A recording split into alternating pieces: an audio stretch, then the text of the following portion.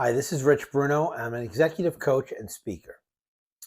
Today, I want to speak about the power of relationships in your leadership journey.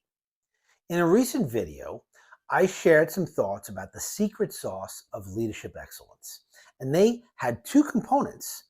One was people, your greatest asset, and the value that people can present in your organization, being in the right roles, etc. And the second part was relationships. And that's what I want to focus on today. So, the power of relationships. As a supply chain leader for over 30 years, I really did pride myself on developing relationships with the people that I worked with.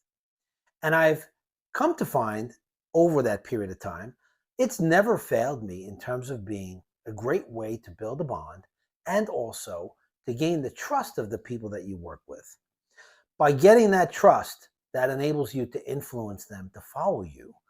And so relationships are critically important, especially as a servant leader, helping others to be at their best. I want to talk about some ways that you could build relationships. And I would also challenge you to think about maybe some of them that you may need to work on or improve upon to be more effective leaders. I'll just throw out some examples, but I want you to really think about how they resonate with you. Connecting with your people. There are so many ways to connect, but connecting with people obviously is the first step towards building relationships and then ultimately being able to influence them. Trust and respect, right? You'll gain their trust and respect by building the relationship with them. Authentic relationships where you truly care about the individuals that you're working with on a personal and professional level. And of course, another way to build a relationship is leading by example, showing them that you're willing to roll up your sleeves, do the work that you're asking them to do. When you take a special interest in them on their development, that's also another wonderful way to build relationships by focusing on developing others, putting them in positions to develop more skills, to be put in front of different audiences, and genuinely caring about their development is certainly another way to build relationships. How about delegating responsibilities to them? That shows that you are entrusting them, empowering them to do the work that you would otherwise do.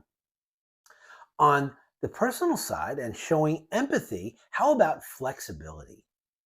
By giving them flexibility when they have a personal need, I got your back, take care of what you need to.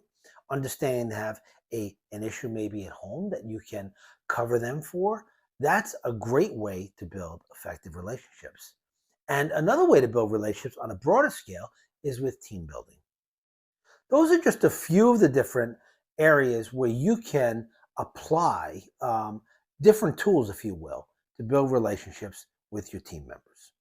I encourage you to think about some of these topics and maybe others that I haven't mentioned and focus on building relationships because it will be an incredible value to you and your team.